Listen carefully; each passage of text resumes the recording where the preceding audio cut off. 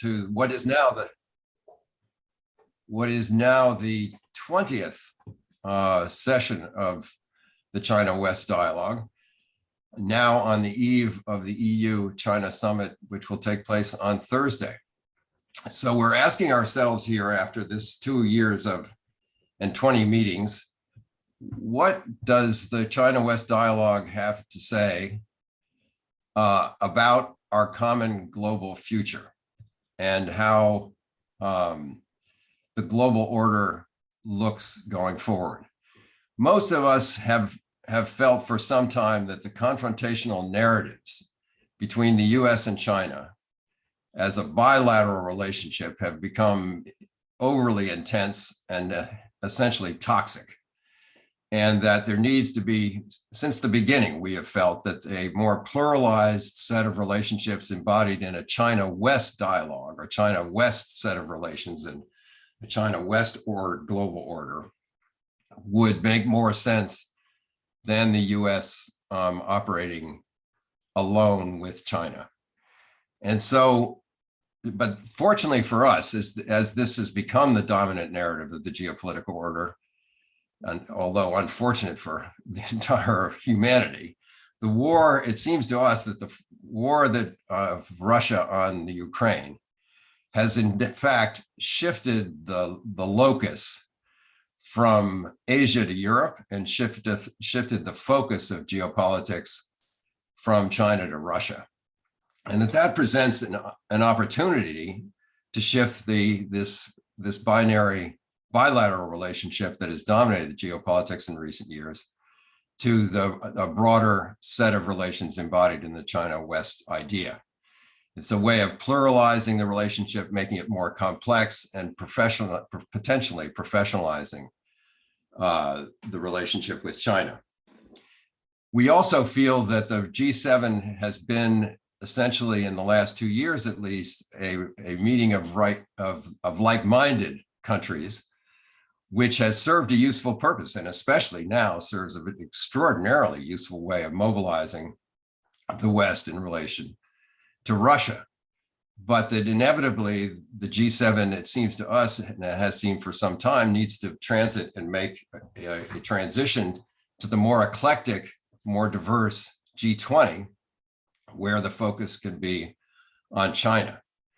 That as we have talked among ourselves, that pluralism, diversity, complexity, and pragmatism seem to be dynamics that describe what a China-West relations would look like, unlike the bilateral binary relationship of China and the US. So we made a proposal in a 2-hour plus meeting of the China-West dialogue on Friday, March 18th.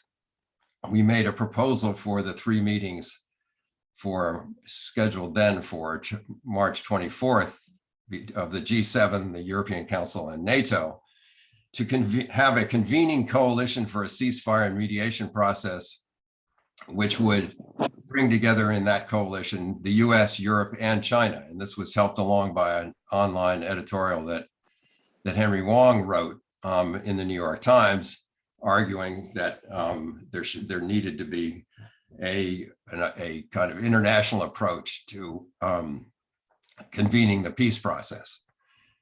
It has seemed to us all along that China is as inevitably significant to the global future as is climate change, and that we need to figure out how to change the dynamics.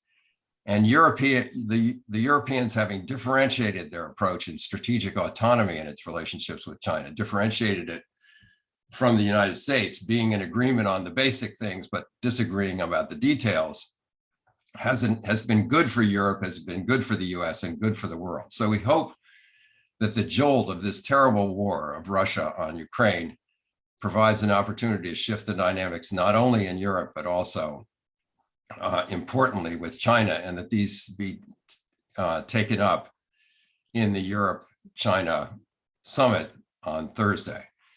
So what we wanted to do today in answering this question of what do we have to say about our common global future from a China-West dialogue perspective is to bring forward three sets of people. The first is Susan Thornton, who was for 30 years a diplomat in the United States State Department and ended up being Assistant Secretary for Asia in the State Department, now at the Yale Law School, and Chen-Dong Xiao, who doesn't appear to be here. Oh, yes, he is. Good. Excellent, Chen. Good to see you, Dong Xiao.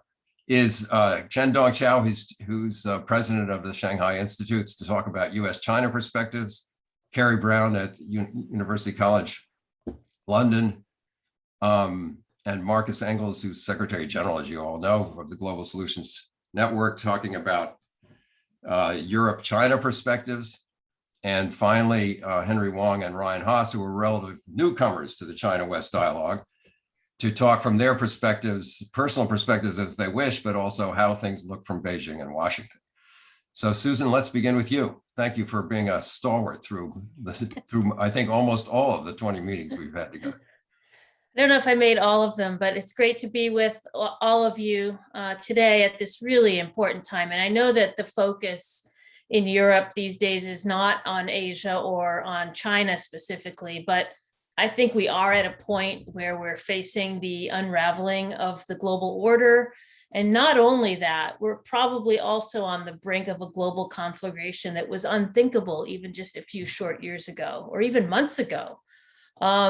And so despite the fact that I recently wrote in the pages of Foreign Affairs about the unlikelihood of and the barriers to US-China conflict, in the last few months, actually, we've blown through most of the barriers that I mentioned in my article with respect to Russia, of course, not China. But I would say that now I see that conflict between the US and China not only cannot be ruled out, I think it is becoming more likely. So while we're worried about, of course, Russia's terrible invasion and the conflict in Europe, I think historians are going to look back at this time period and say, what went wrong here? And I think we should, in this moment, consider more assiduously what is happening and why.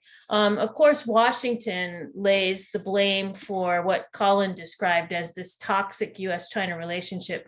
Washington lays the blame for that at the feet of the Chinese government, and specifically at the feet of the Chinese leadership, Xi Jinping, who came into office in 2013.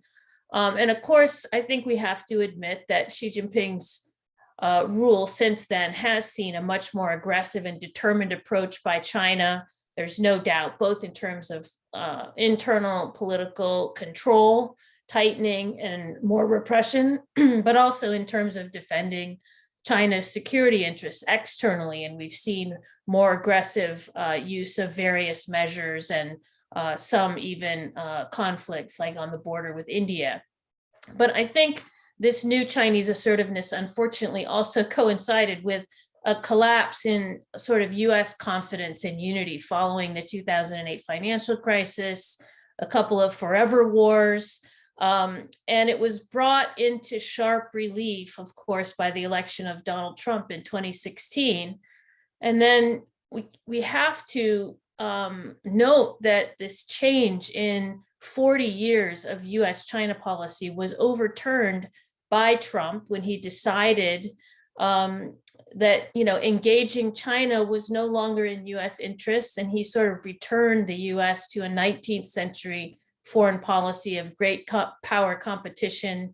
And at first this focused on the trade war, but then later it focused sort of more on a complete rupture with China. And this was the biggest change in a major US foreign policy consensus in recent history. In a divided and insecure moment in America, it quickly became this unshakable bipartisan consensus, and the only source of agreement, frankly, in Washington until Russia invaded Ukraine. So China's sense of being besieged by the United States, I think, has only heightened since Trump left office, because under Trump, most of the reaction in the US-China relationship was bilateral. But under the Biden administration, not only has that China policy from the Trump administration continued, but the Biden administration has gathered its allies and its partners together to follow in this kind of action reaction cycle with China and to pursue a much more anti-China kind of policy.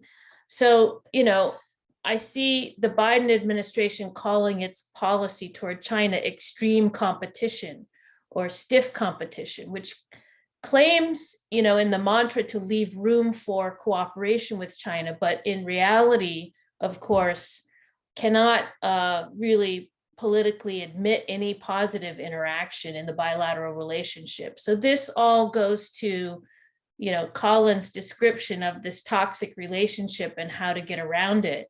I think we've already seen how isolating China in the form, in this case, of a Western diplomatic boycott of the Beijing Winter Olympics led directly to the signing of this misguided declaration between Xi Jinping and Vladimir Putin, who was the only major leader who agreed to show up at the Olympic opening, even when his country's Olympic team was under sanction. So these things do have antecedents. There are causes, and we have to make sure that we see the causes clearly and we understand what's really going on. I think this escalatory cycle has to be stopped. In my view, giving China some face in exchange for its efforts to contribute to the global order is not only doable, it's a great bargain. And maybe China won't agree and go for it. Maybe Chen Dongxiao will tell us more about whether China would agree and go for it. But I believe we haven't sufficiently tested the proposition. And I think it will be a major historical mistake not to do so. And that's where I think Europe and other partners and allies of the United States can come in and help us. I'll turn it over back to you, Colin. Yes, thanks so much, Susan. That's excellent to start for us. Dongqiao, you've been with us for the whole 2 years and before, in fact, so it's great to see you today. Thanks for making it. Thank you, Colin, for it's good to be with you again, and it's also my great pleasure to meet so many old friends and new friends here. I think that since the Ukraine war has already caught a much attention, and I think that also in our last CWD China-West dialogue, I addressed the topic of its challenges to the U.S.-China relationship. I think that today I would say that I would like to say that we actually have at least two lessons drawn upon from the Ukraine war, particularly the relationship between the Russia and the Ukraine, as well as its backer, its supporter by NATO and the United States, and at least the two opportunities for U.S.-China relationship. But that all depends upon how we could take the potential of this opportunity and grasp it. And two lessons, it seems to me that we should first, by drawing upon the lessons of Ukraine war, ongoing war, as well as a quite long time confrontation between Russia and the West. I think that we should first to learn to manage the security dilemma in a very prudent and a serious way between the United States and China. And I think that if we look back at the history, Cold War is the Cold War in the last centuries, 70 years ago, in the aftermath of World War II, is the failure of the management of security dilemma between the United States and the former Soviet Union. And the Ukraine war this time, again, if we delve into its root cause, is also a typical case of mismanagement of security dilemma between Russia on one side and the United States and then NATO on the other side. So I think that the implication for US-China relationship is, first, both sides should continue to try to cultivate or learn to cultivate a strategic empathy to each other, to have a capability to discern each other's, I mean, those counterparts or your rivals or competitors, whatever we call it, the underlying rationale, rather than those stereotyped image to frame your counterparts' strategic intention. B is to very carefully and prudently to address the issues of a key or core national security interest between two sides.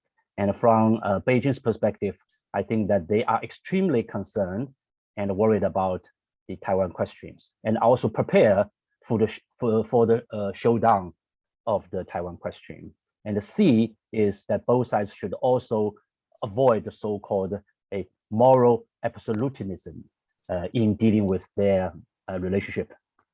So I think this is the first lesson. The second lesson is, I think that we should also learn to how to keep a cap, or should be cautious, keep a cap on the increasingly overuse or abuse of the weapons of non-traditional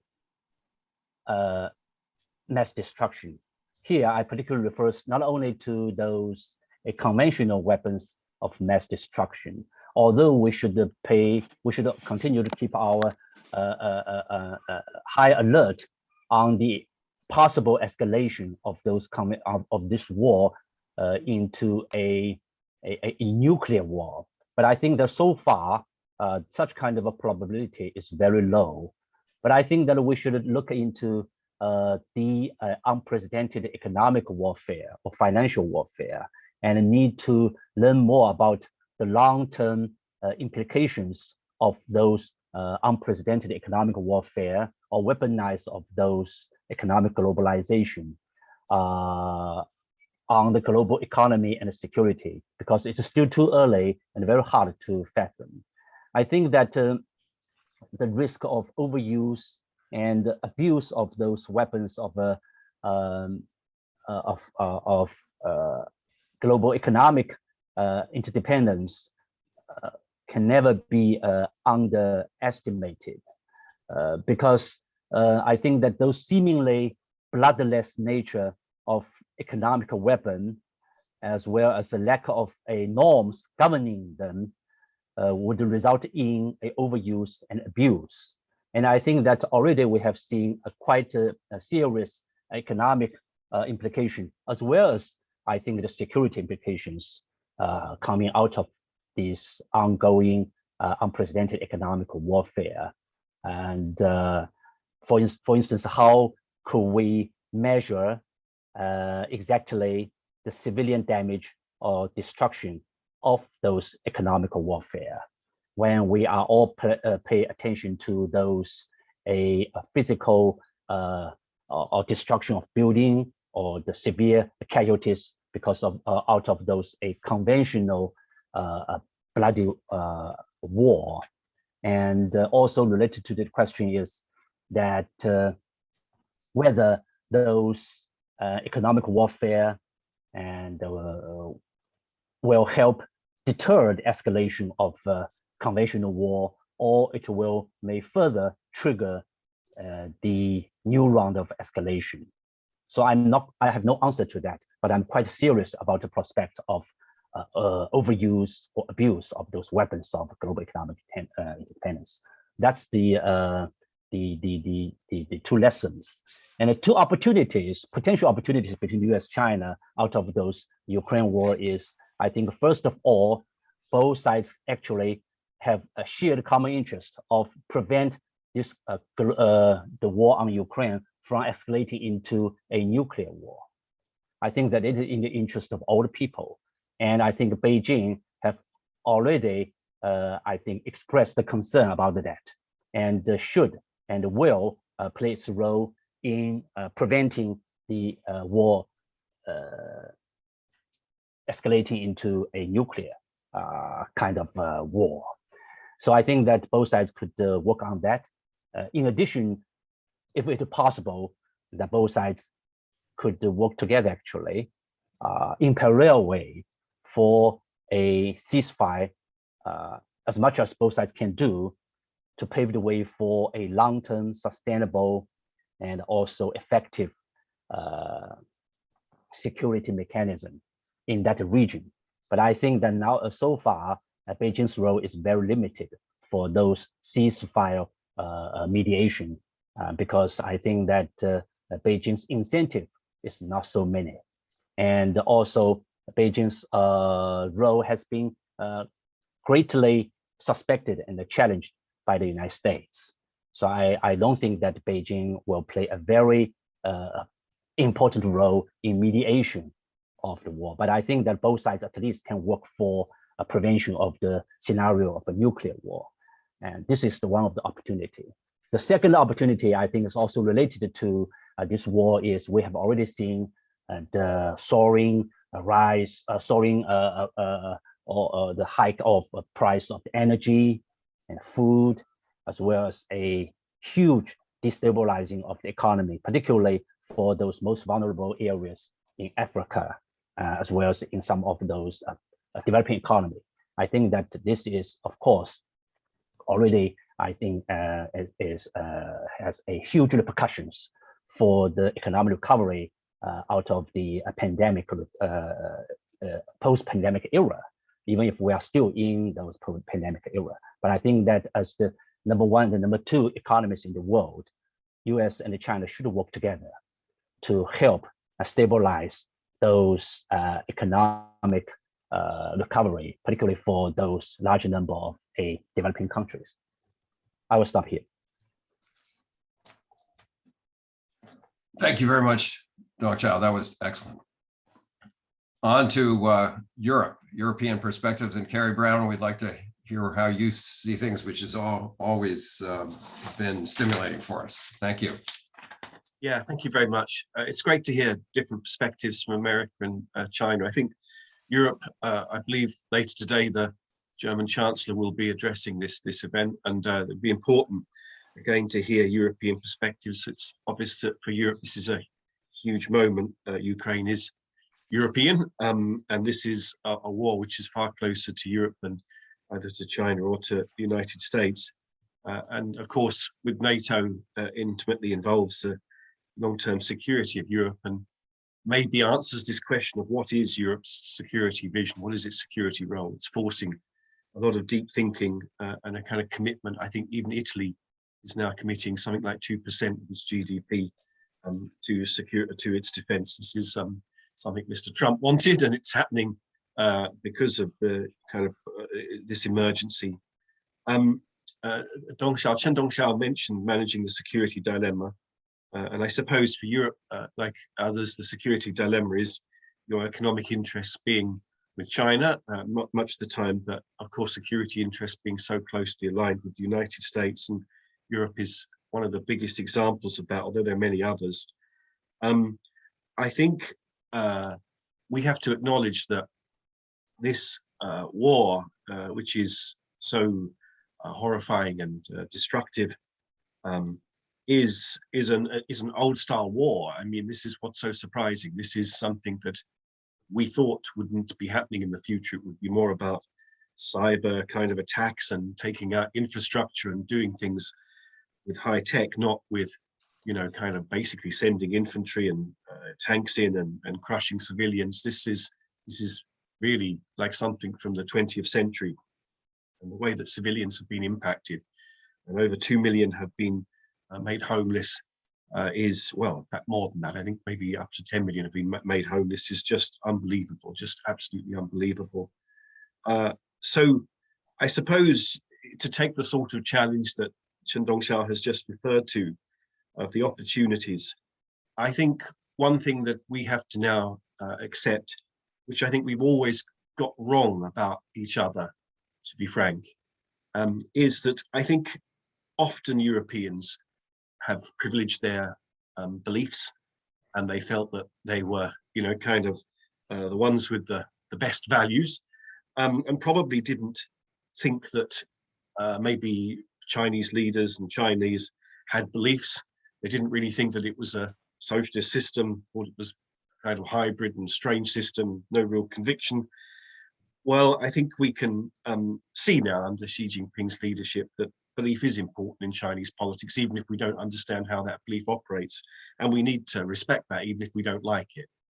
And I think for China to see the surprising unity amongst Europeans in the face of this invasion and the way in which sanctions have been imposed, driven by beliefs, I think that's important to respect too. Clearly, we all have beliefs. We just have to work out a way of them accommodating each other. But I think to pretend that we don't have strong beliefs, I think this has been a big, big mistake and a long-term mistake. The second is really around about boundaries and the idea of a kind of world where we're just going to have to manage things and cohabit rather than happily kind of harmoniously coexist. Again, with the reference to Taiwan, which has been talked about a lot, I think it would be clearly, in view of the devastation that this war has revealed, a human catastrophe for any attempt to be made to resolve this issue by military means. I think that this is something that just has to be repeated again and again and again. There is never a good way to deploy destructive military against a civilian population, and with particularly amphibious landing. I can't see this being anything but an absolute catastrophe. And I hope that strategists, particularly in China, have looked at this and thought hard about the consequences for people. To me, the most distressing thing of this war is that people of similar heritage, similar historic backgrounds, similar families, similar links are slaughtering each other. This is absolutely appalling. So I think we need to kind of remember that should be something that is more starkly before us than ever before. I suppose finally, to look at future opportunities, it seems to me there is a hint in what Chinese leaders and what Dong Xiao has again just said, of a way of working together that might somehow come from this. I don't see it in the language that was used by the United States president over the weekend, which seemed much about the kind of defense probably of a world, almost like a Cold War world of the past. I'm not saying that that was President Biden's intention, but it was quite sort of binary in a way, you know, good against bad. I don't think that's going to help us. We have to just accept that there is a kind of major movement in which it's not like the old Cold War terrain where there was a definite idea of, you know, kind of someone coming out of this with a possible win. China would not be vulnerable to the kinds of sanctions and the kind of approach that Russia is. Not that Russia is particularly hugely vulnerable in many ways, but China is not vulnerable.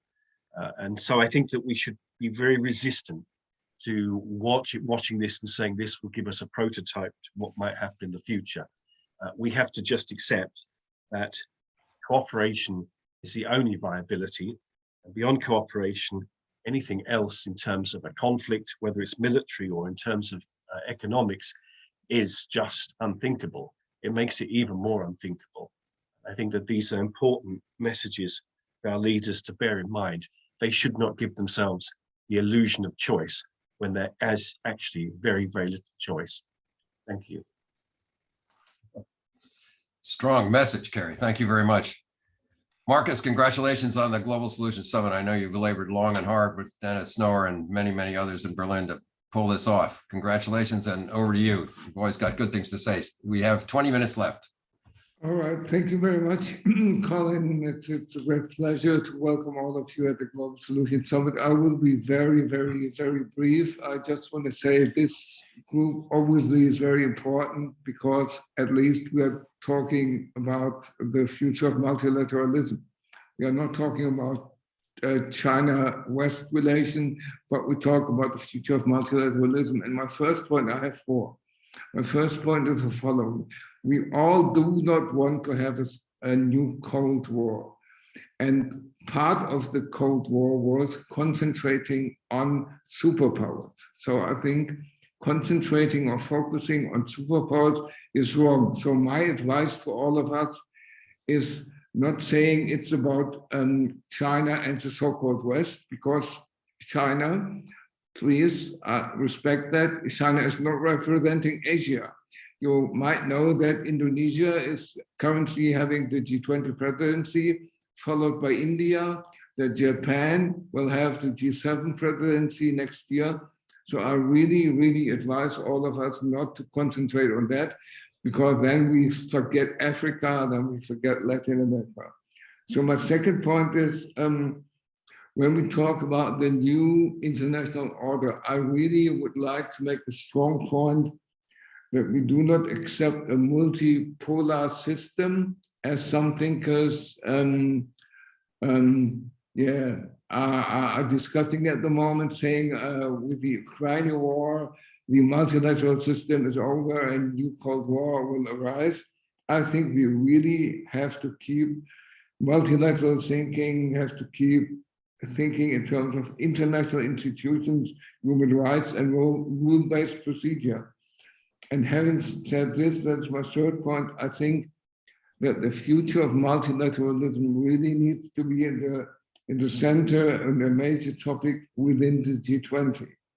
And I think I really would like to see strengthening the G20, and that obviously means that the discussion about the exclusion of Russia from the G20 is, from my point of view, completely failure. It doesn't make any sense. It is short-term thinking. It will have no effect, as we know already from the G8 to G7. It will have no effect, and it kills an international platform which is urgently needed. And I would like to strengthen the G20 to many tools, give it a secretariat. The G20 should focus on geostrategic tools as well, and discussions, because that might solve the security dilemma. And of course, we should include the global civil society, because here in Europe, here in Germany, the part where I live, we have strong civil society movements preparing aid packages for refugees, giving accommodation. So this civil society, which is represented by the engagement group, really needs to play an official role. And my last point, Colin, then I'm over, is that I think the G7 has an important role as well, or could play an important role as well, to be very pragmatic and ask China and India for a common initiative for immediate ceasefire in Ukraine. I think that could be a good step from the G7, go to China, go to India and ask for that initiative. And then in the next step, open the G20 to that discussion, because then we have Indonesia in the boat as well.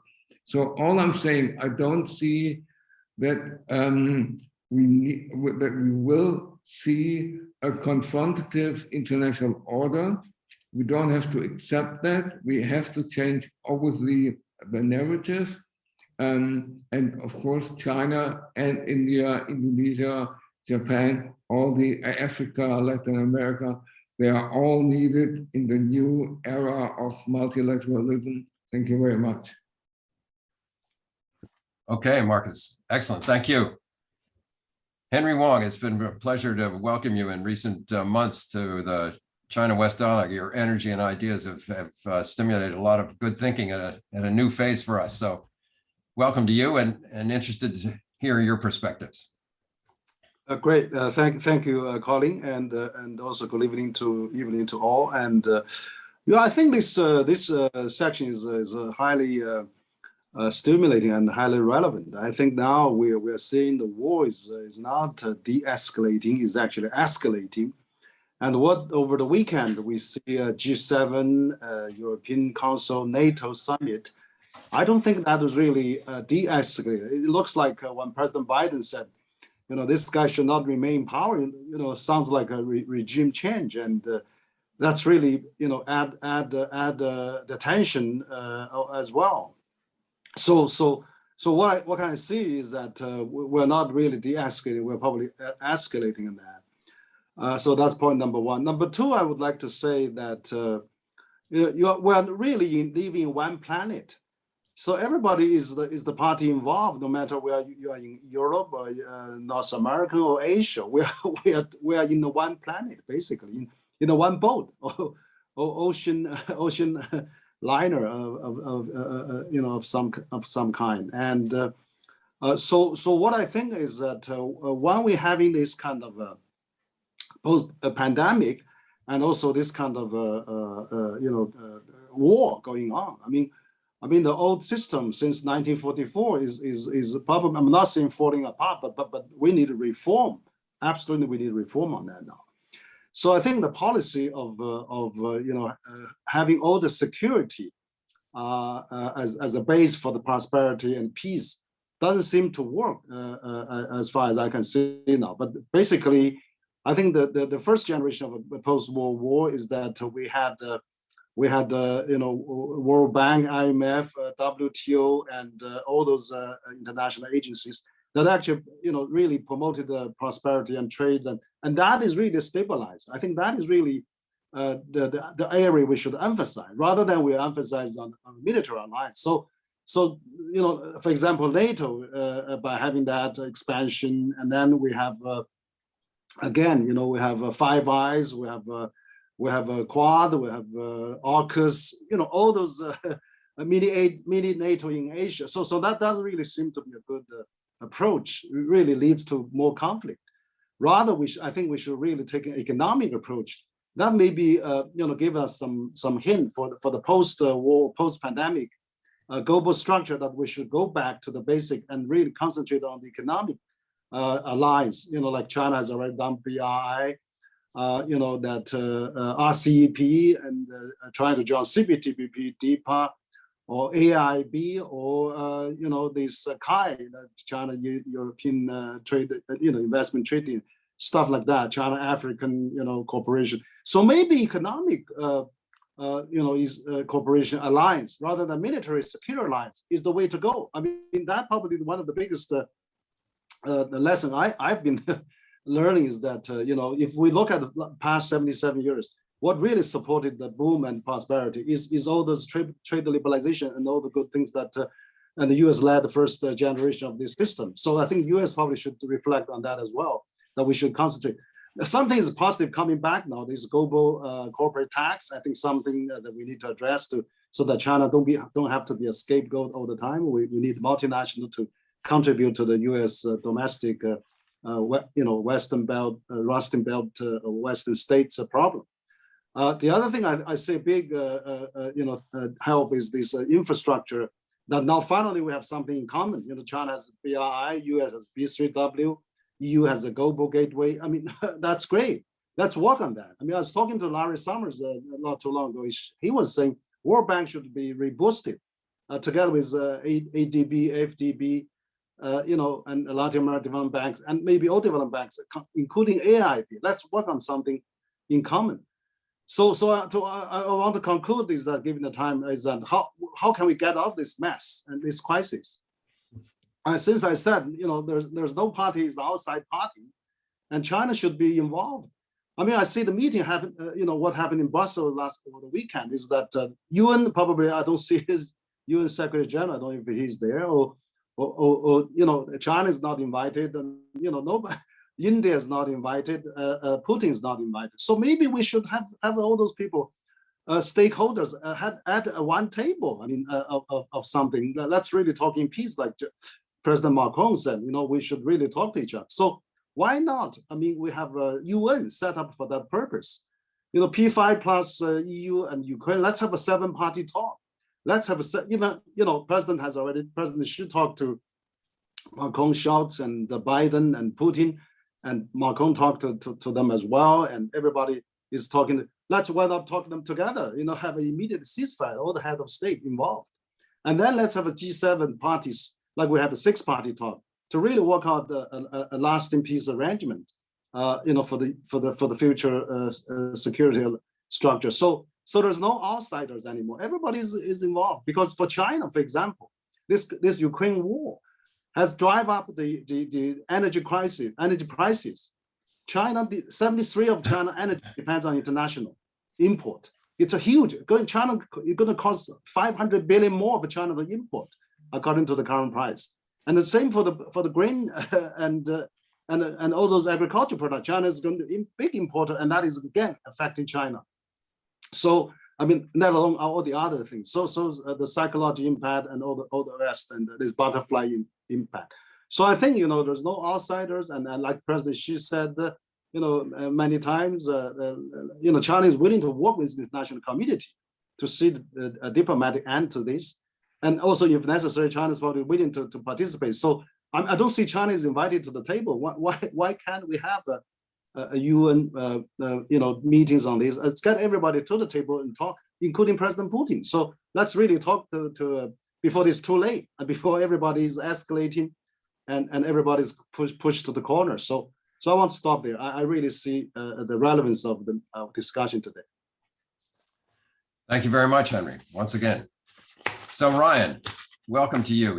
You've been director for China, Mongolia, and Taiwan in the National Security Council during the Obama administration. So you've sat in the center of all this in Washington, and really respect your experience in that and expertise. Washington's in a tough spot with this cross currents that have been laid out here. Just whatever enlightenment you can give us would be greatly appreciated, I have to say. Well, Colin, first of all, thank you for including me in this great discussion. It's a pleasure for me to be a part of it. And I appreciated Dr. Wang's efforts to inject a bit of activism and imagination into this discussion. I think it's a lot more helpful than apathy or indifference to the human suffering that's taking place in Ukraine, which we've heard from other speakers. I'm going to use my brief comments to offer a perspective, first analytically on where I see the conversation in Washington right now, and second, where I would like to see the discussion move forward.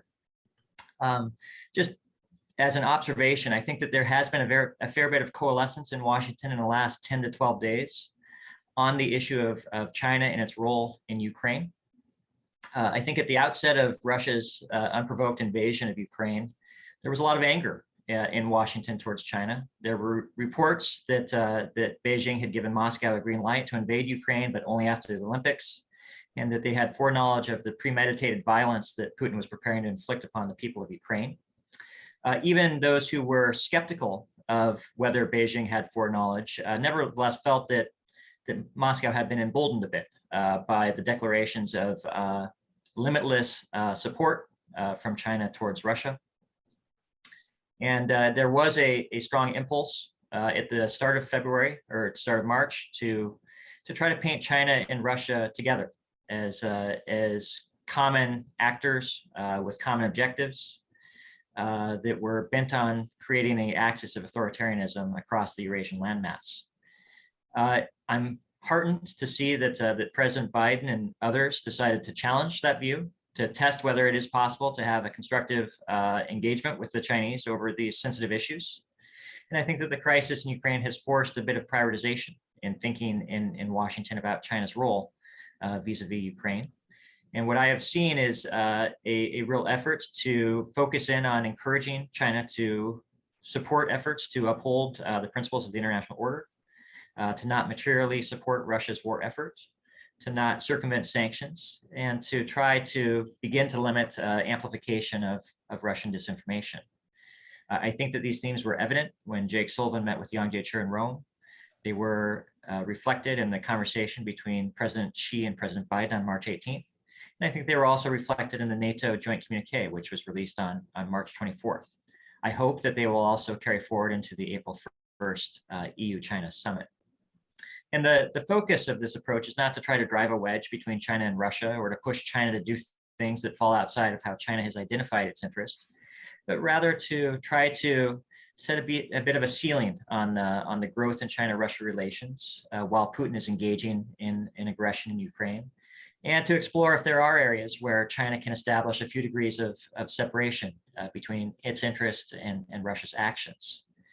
And looking forward, I do hope that China will be able to contribute, as Dr. Wang suggested, to efforts to relieve human suffering in Europe and hopefully to hasten the arrival of a ceasefire in Ukraine. These would be welcome contributions. But as important as these steps are for addressing the immediate challenge in front of us, they will be insufficient, I think, to the broader task at hand.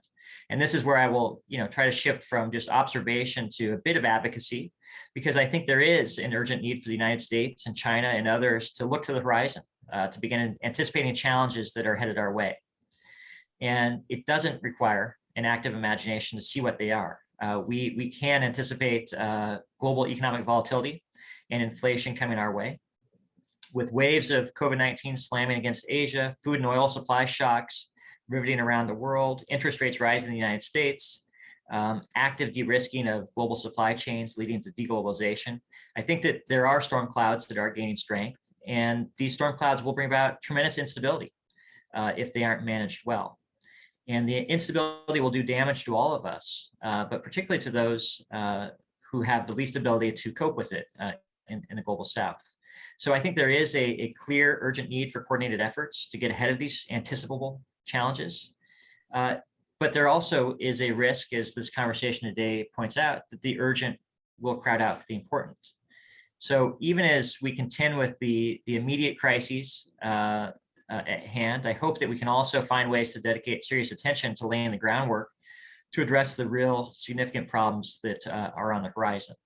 And I think that the global response will be impoverished if the world's top 2 economies are unable to pull in the same direction to find some commonality of purpose for dealing with these challenges, of course, in addition to Europe. The most natural venue, as Marcus laid out a moment ago, for addressing many of these challenges could be the G20.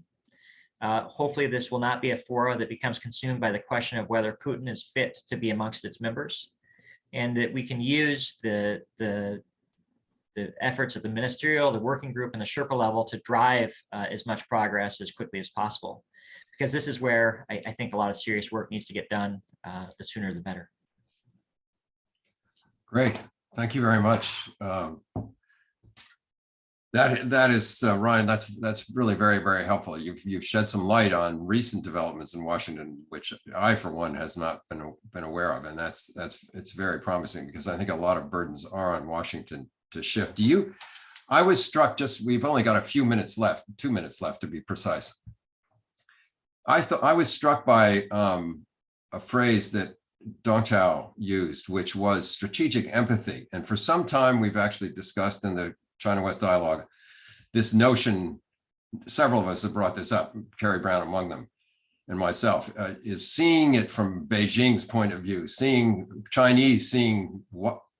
the world from Washington's point of view. Strategic empathy seems to be an idea that is not common in foreign policy thinking, I think. And I wondered whether you thought that was a door through which we could walk. I certainly hope so, Colin. It's going to require efforts on both sides to get through that door. One side can't carry the other through it on its own. But absolutely, it's essential for us, if we're going to have any effort to make progress, to understand the interests and objectives of the other side.